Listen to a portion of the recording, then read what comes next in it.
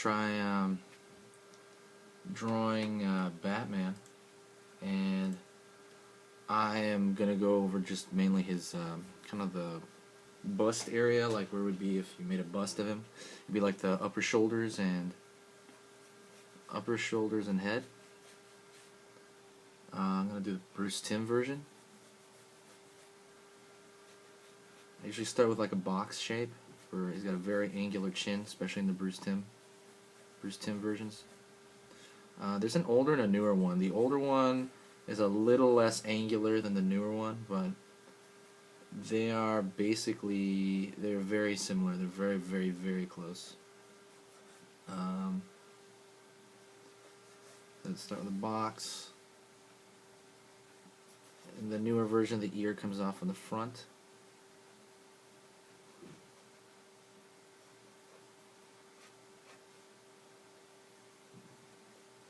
His ears are a lot longer in the newer Bruce Timm adventures, but I'm going to keep it like that.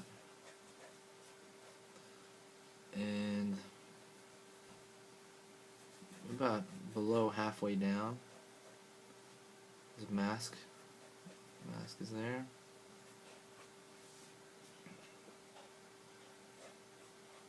I'm going to adjust this here, pull that back.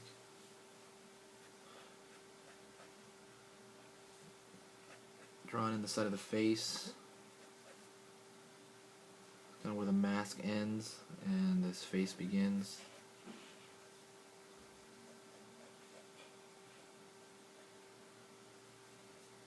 And the center line of his head, he's going to be turning that way a little bit. I have to change that.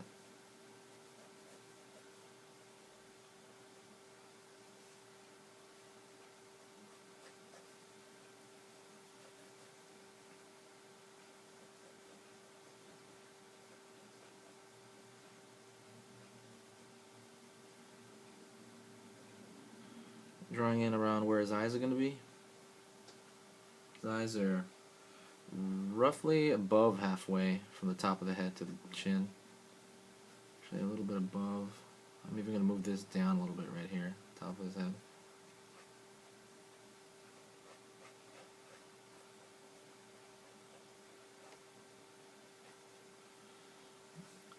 Maybe thicken up the neck a little bit. He's a strong guy. And his mouth is really close to his mask. It's that kind of like lower lip, like, Alright.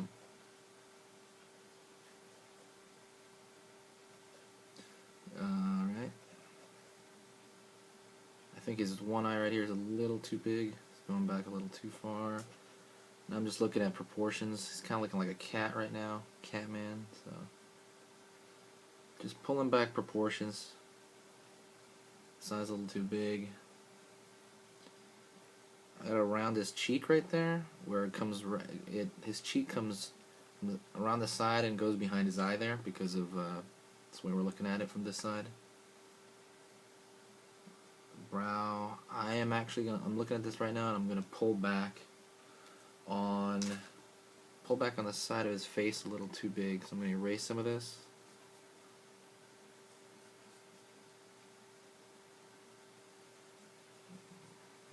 Some of this excess stuff. Even the stuff on his face here, I'll erase some of that. And his forehead slants back a little more, which is something I was missing before. When you make a mistake, that's why we use pencil right now. You know, when you're starting out. Well, actually, everybody just uses pencil, but I know later on, to build your confidence, you can sketch with a pen. That's like a whole different feel. I'm going to make this ear a little bit smaller.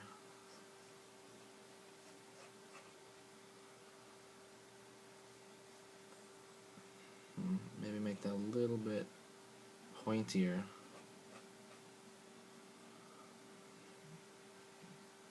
I think he needs a little more oomph into his design here that I'm designing him out. I'm gonna make the bottom of his mask closer to his nose and try to put a little more curve into the shape. It's curving. something like that.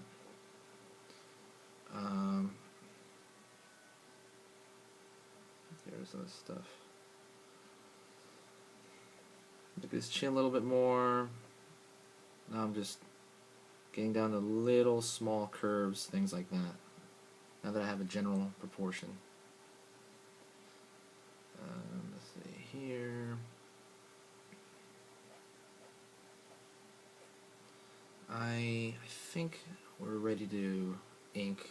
It's a pretty simple lay in there for his head. And I'm going to go in with my ink now. So let's do this. Oops, wrong side. I have to use the black side. I don't know what type of pen this is. It's a Japanese one. I'll actually write the name down in the description of the video when I look it up and find out. Alright. Trace around his eyes.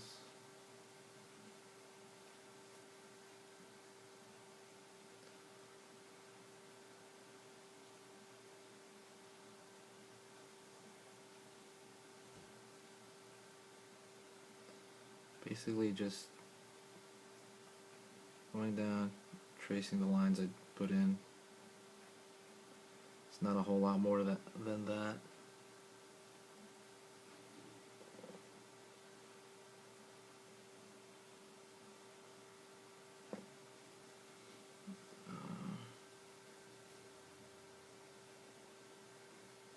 Very careful when you pull strokes like that. That's kind of a longer stroke. So it needs like steadier hand when you do that.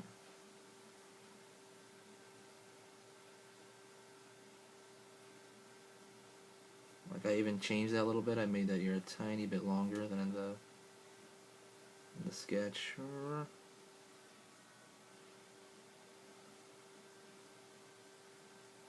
When you're inking, practice pulling longer strokes.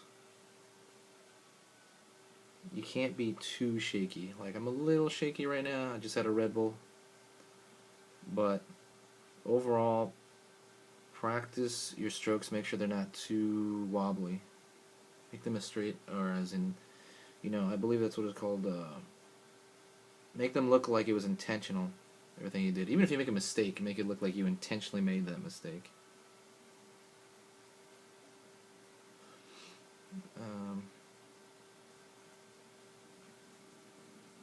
Alright.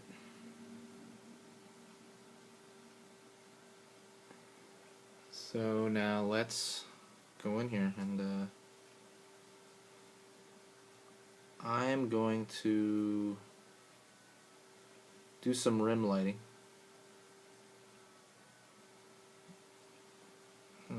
Actually, we'll see if that works out. Sometimes these rim lights don't work out. Rim light's basically showing that he's got a black outfit and light is hitting the front of it. You want him to stand out. The reason they did that in the cartoons sometimes is they wanted him to, the character, he's wearing all black, so you gotta see him. I mean, for the cartoon's sake. And so they put this thin white line which represents, like, you know, some light bouncing off somewhere, and they would kind of light, you know, around his whole outfit, around the black areas. Usually they'd make it blue in the cartoon or in the comics, usually the Bruce Timm comics they made from the cartoon,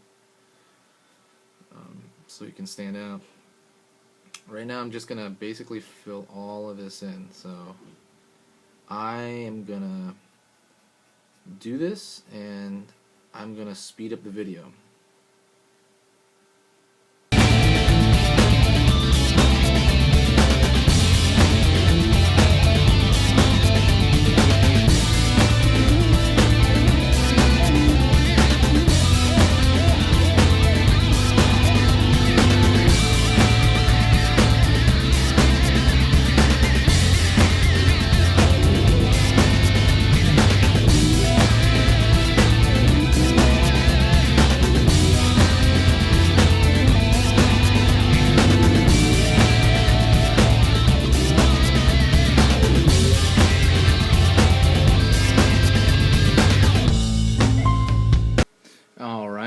so there's a few little tiny, spots here that I want to fill in, but this is good enough for the demo.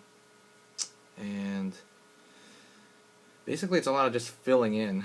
As soon as you get the drawing down, especially for this version of Batman, this design, you just kind of trace the lines, and it's just like a little kid's thing. You fill in the shapes as evenly as you can, like a like a coloring book, or use a marker with. And that is it for this little demo. Just use the rest of the time to clean up marks with your eraser. Still some pencil marks around here.